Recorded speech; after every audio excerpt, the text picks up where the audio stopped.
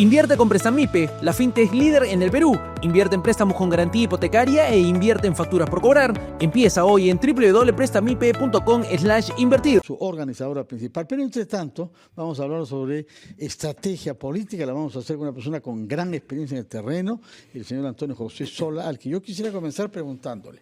¿Es la primera vez que usted llega a un país que se acerca a elecciones generales en donde hay 43 partidos políticos inscritos?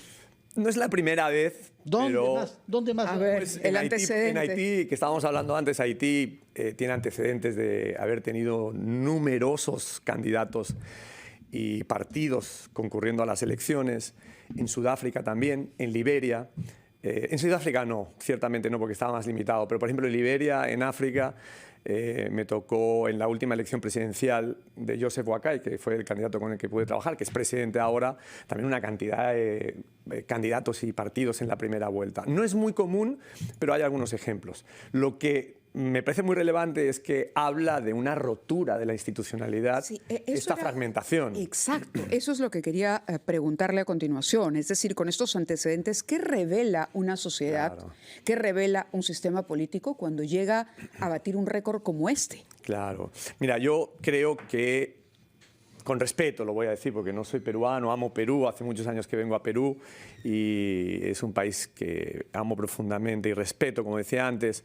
Lo que creo es que tiene una institucionalidad rota. Los partidos políticos forman parte de esa institucionalidad que gobierna o le da gobernabilidad a nuestros países, ¿no? Y está absolutamente rota. 43 candidatos y partidos, desde mi punto de vista, lo que refleja es una muy poca capacidad de hablar y ser escuchado. Es decir, todos están peleados, no hay capacidades de alianzas, cada quien está por su cuenta, y me parece que esa poca capacidad para escucharnos en lo que está pasando en una democracia muy debilitada en nuestros países, no solo en Perú, democracias debilitadas en toda la región, en todo el mundo, nos está llevando a este tipo de situaciones tan complejas. Es una barbaridad una elección con 43 candidatos. Otra, carencia que hay en el Perú, no sé, seguramente en su experiencia nos comentará, es la ausencia de líderes, pero líderes que realmente tengan respaldo auténtico, personas que de pronto inspiren a la ciudadanía a seguir, a defender, Hoy por hoy no hay, es decir, hay una lista de nombres que cumplen con una serie de requisitos legales en el papel, pero no son voces escuchadas. Y creo que esa es la clave de una campaña electoral, es precisamente construir un candidato, pero no solamente un nombre, una cara, sino tiene que haber un pensamiento y una propuesta clara, pero además algunos otros dones o características que usted nos dirá cuáles son las más relevantes para que finalmente un candidato se pueda convertir en un líder con arraigo. Lo primero es decirle que yo creo que usted pone el dedo en la llaga, donde nos duele a todos los ciudadanos. Por ejemplo, la presidenta de Perú es la presidenta más impopular del planeta, no de la región, del planeta. Y enfrente tiene todo un arco de partidos y de candidatos muy desconocidos, en donde los liderazgos, como usted dice, bien pequeños, son parte del problema hoy todavía y no de la solución. Entonces, a mí me parece que en la próxima elección presidencial, el año que viene aquí en Perú, se van a estar discutiendo cosas que van a tener que ver con lo sistémico, el sistema que representa el arco de políticos tradicionales, incluyendo la presidenta, el Congreso, etcétera, y lo antisistémico, lo que viene de fuera del sistema. Esa disputa va a ser distinta a la que hemos vivido en elecciones pasadas, por ejemplo, como fujimorismo o antifujimorismo, que ha sido un eje rector en las segundas vueltas por lo menos y también probablemente en las primeras vueltas. Eso va a minorarse en esta próxima elección y va a incrementarse lo sistémico-antisistémico. Por lo tanto, ¿qué características entre los 43 candidatos se van a requerir? Yo creo que una de ellas, la más importante probablemente, es que va a triunfar aquel o aquella que logre encarnar una verdad que sea creíble para los ciudadanos.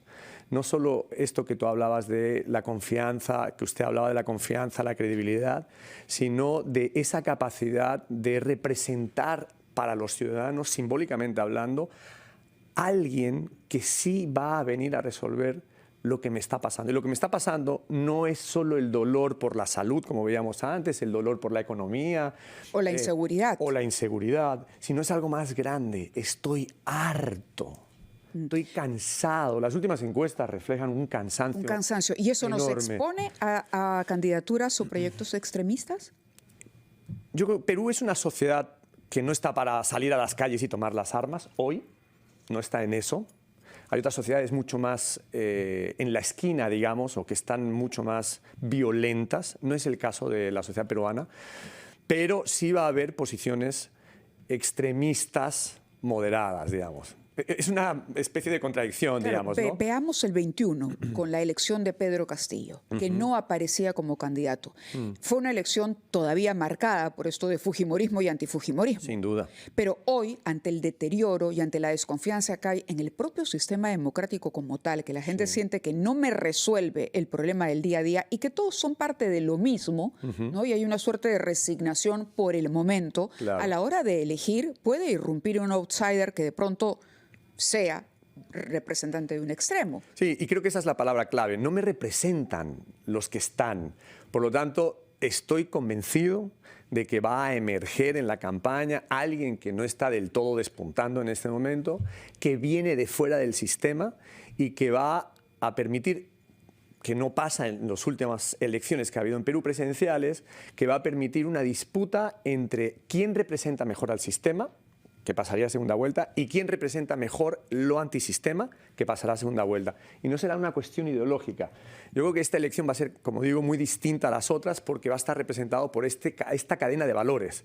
Y a mí me parece muy interesante. Y la campaña, tal como la percibe, como la anticipa usted, porque eso tiene que diseñarla, si es que trabajara para un candidato acá, ¿se va a jugar en qué espacios había cuenta de la predominancia de las tecnologías digitales actualmente? Mire, yo lo que creo es que la plaza física, a donde íbamos antes a los grandes eventos, a los mítines, etcétera, ha pasado a ser la plaza digital. Hoy ya no tomamos decisiones en la calle, las tomamos en nuestro teléfono.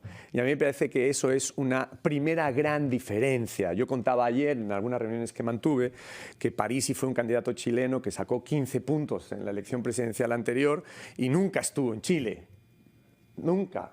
Hizo su campaña desde Estados Unidos. Eso ya es algo que empieza a ser muy común. Por lo tanto, digamos que el ecosistema digital va a tener la capacidad, como nunca antes, sumado a la conversación de los medios tradicionales, va a lograr realmente envolver la conversación electoral. Unas elecciones es un diálogo como estamos teniendo ahora, es una conversación. Aquí habría un partido político, los periodistas, los medios, yo como ciudadano con mi teléfono y mi capacidad de acceder a la conversación, y eso se ha sofisticado muchísimo, así que va a ser muy interesante porque por primera vez también va a jugar la inteligencia artificial en ese ecosistema como un jugador más. De acuerdo, permítanos, dado que ha tocado un tema mayor como la inteligencia artificial, hacer una breve pausa que nos da ocasión a abrir a los anunciantes y retomamos nuestra conversación con usted, señor Antonio José Sola, estratega con vasta experiencia en numerosos países de América Latina y del África, que nos dirá su punto de vista sobre el papel que la inteligencia artificial jugará en esta campaña, entre otros temas que tenemos pendientes a formular. Primero vamos... 9:39, estamos conversando con el estratega político, experto en campañas electorales en varios países, en varios continentes, Antonio José Sola, es español de origen, pero establecido en América Latina, y nos debía decir una palabra sobre qué papel puede jugar la inteligencia artificial en esta campaña, a qué debemos prestar atención respecto de su uso. Claro. A ver, yo creo que la inteligencia artificial definitivamente ya está jugando no solo en la política o en las campañas electorales, sino en general en la economía en el mundo. Tiene dos vertientes en la industria del marketing político. Una vertiente es capacidad con inteligencia artificial para mentir, tergiversar, simular cosas que no son verdad. Por ejemplo, una conversación con voz imitada muy parecida a la que, por ejemplo, ustedes dos teníamos, o nosotros tres teníamos hace un rato. Supongamos que estábamos hablando y simulan una conversación. Eso va a estar en juego en la mayoría de las campañas electorales en nuestros países que no han regulado no solo la inteligencia artificial, sino el ecosistema digital. Las redes no están reguladas, que es un grave problema que tenemos en la política y en el marketing político. Pero tiene una bondad la inteligencia artificial en los procesos de campaña electoral. Hoy es mucho más fácil gestionar con la inteligencia artificial una serie de programas, contenidos que ya no necesitan ser tan ilustrados como antiguamente. Yo sostengo que el liderazgo ilustrado ha muerto, el que tenía que leer grandes enciclopedias y saber tener todo en la cabeza, porque hoy la asistencia de la inteligencia artificial te evita muchos de los procesos engorrosos que tienen que ver con, por ejemplo, hacer programas políticos, etc. En eso tiene muchas bondades la inteligencia artificial y hay que utilizarla como una herramienta del siglo XXI, digamos, sin tenerle miedo. Claro, pero la regulación es... Sin duda. Sí, juega en contra. Sin duda. Sin duda. En todos nuestros países no está No, regulada. claro, no está regulada. Terrible. Es un tema que se está discutiendo incluso. Yo hace muchos años vengo diciendo que nosotros deberíamos de regular las redes porque si no van a venir los estados a regularnos a los ciudadanos en ese mundo que hoy no está regulado. No puede ser que el ecosistema digital, por ejemplo, sea el vertedero de los insultos y no pase absolutamente nada. Si usted, don Fernando, hace un insulto en ese momento a alguien aquí, usted puede tener una demanda en el minuto 2. Porque tienes nombre y DNI. Así es.